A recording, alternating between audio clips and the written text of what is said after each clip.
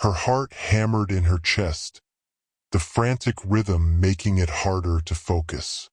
Her hands shook as she fumbled with the seatbelt, struggling with the buckle, the cold metal slipping against her trembling fingers.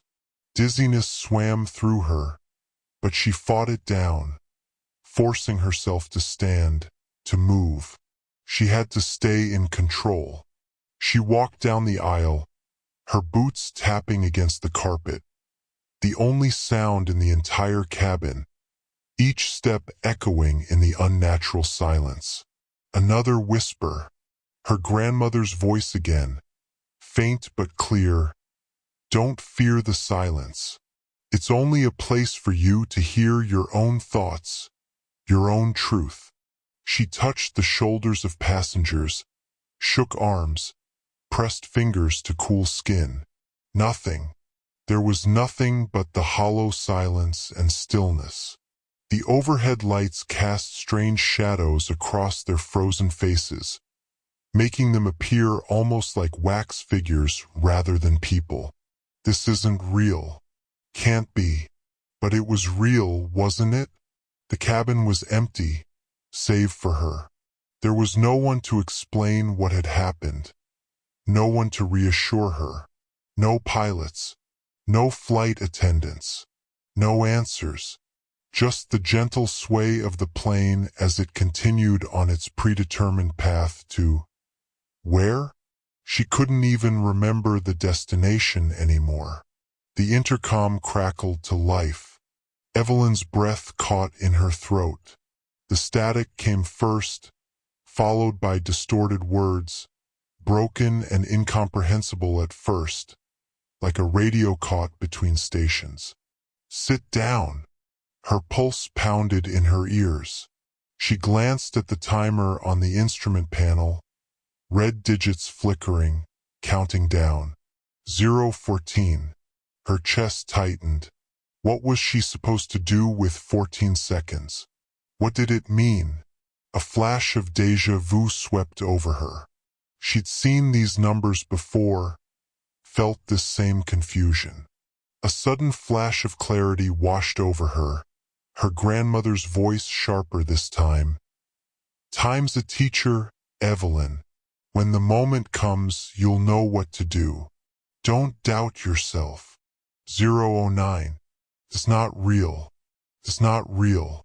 She turned and bolted back into the cabin, her heartbeat thundering in her ears. She couldn't think. Her thoughts spiraled, her mind desperate for a way out. The confined space of the airplane suddenly felt like a trap, the rows of seats an obstacle course she needed to navigate. Then another voice cut through, sharp and cold. The intercom crackled again. You have to remember. 0:05. The walls closed around her. The air thickened, the pressure rising, as if something unseen was trying to crush her. She stumbled, fighting the urge to retreat. The overhead compartments seemed to lower, the ceiling pressing down. But she wouldn't let fear win. Not again. The word again echoed in her mind like a revelation. A sudden realization gripped her. I've been here before. Evelyn's breath quickened, the air in the cabin suffocating, as though the world around her had thinned. Her fingers dug into the armrests, feeling the worn fabric with its subtle roughness beneath her fingertips, but the pressure couldn't anchor her. The hum of the airplane engines sounded distant, like the world had slipped into another dimension. The faint scent of recycled air, tinged with a hint of coffee and sanitizer, filled her nostrils. It should have felt routine, but everything felt off, like she'd been here before, caught in this moment of rising panic. The flight had started like any other, smooth takeoff, calm altitude, the flight attendants offering drinks and small talk. Then came the silence.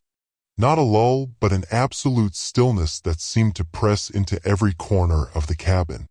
No rustle of fabric, no clink of ice and cups, no soft whispers of conversation, only the hum of the engines penetrating the strange quiet. Evelyn turned to the man beside her. Moments ago, he'd been typing away on his laptop, the rhythmic tapping a comforting background noise. Now his hands hovered above the keyboard, frozen, his eyes wide and empty. A cold dread swept through her and her stomach churned. The metallic taste of fear filled her mouth. She reached out hesitantly, her fingers brushing against his wrist. Nothing. No pulse, no warmth radiating from his skin, just an unnatural coolness that made her recoil. A strangled gasp caught in her throat, but she fought it down, forcing herself to breathe. This isn't real, she told herself, the words coming out in a whisper.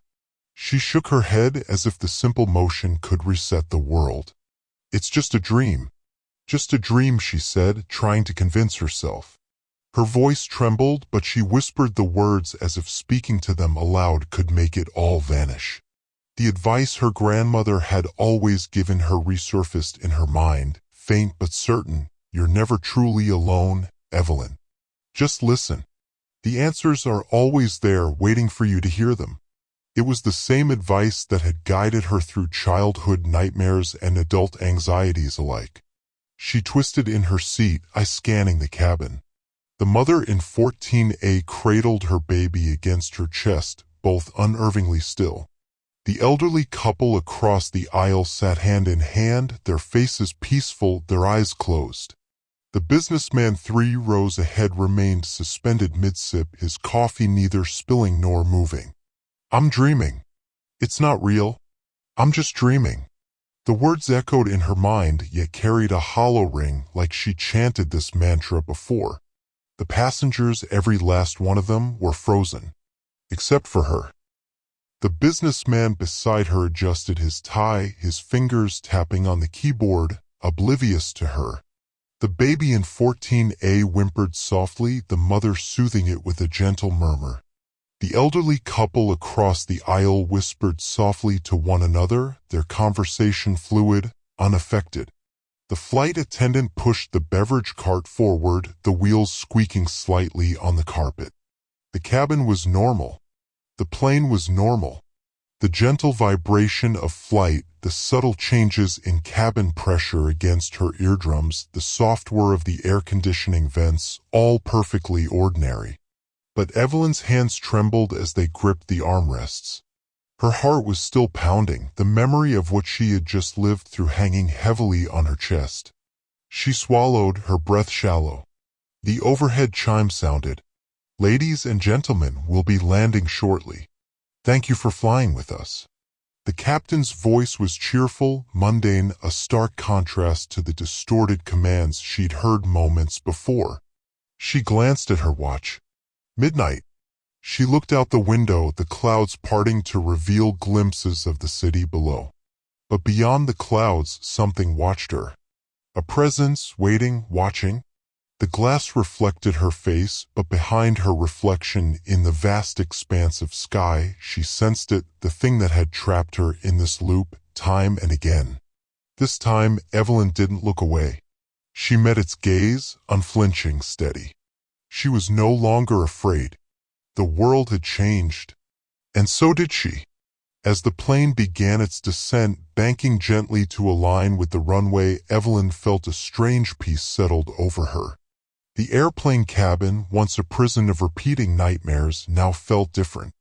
She ran her fingers along the window frame, feeling the cool plastic grounding herself at the moment. First time flying? The businessman beside her asked, noticing her white-knuckled grip on the armrest. Evelyn smiled, the irony not lost on her. No, she replied. But I think it's the first time I've been awake for it.